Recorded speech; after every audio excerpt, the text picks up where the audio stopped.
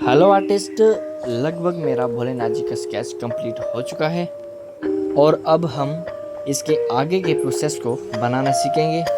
और सबसे पहले हम 3 HP की पेंसिल लेंगे और फर्स्ट लेयर को लगाएंगे। 3 HP की पेंसिल हम इसलिए यूज़ कर रहे हैं ताकि लेयर कम से कम लगे और इसी में हम डार्क एरिया को भी साथ साथ कवर करेंगे और हाईलाइट वाले एरिया को छोड़ के चलेंगे।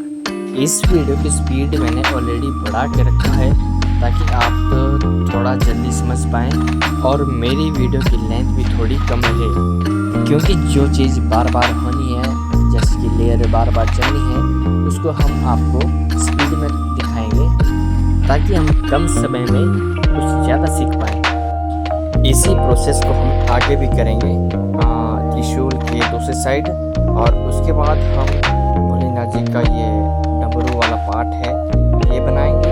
उसके बाद सारा इजी है, आप प्लीज़ वीडियो में बने रहें और ध्यान से इस वीडियो को देखें।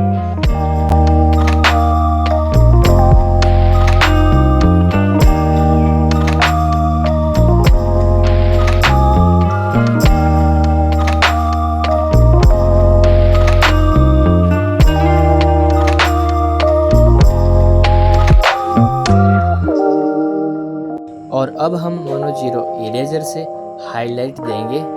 जहाँ पर भी हमें रेफरेंस फ़ोटो में हाईलाइट दिख रही है उसको पहले दिखाएंगे और उसके बाद इलेक्ट्रिक इरेजर से फाइनल रिजल्ट देंगे। फ़िलहाल हम इसी प्रोसेस को बार बार करेंगे जब तक कि हमें फाइनल रिजल्ट ना मिले।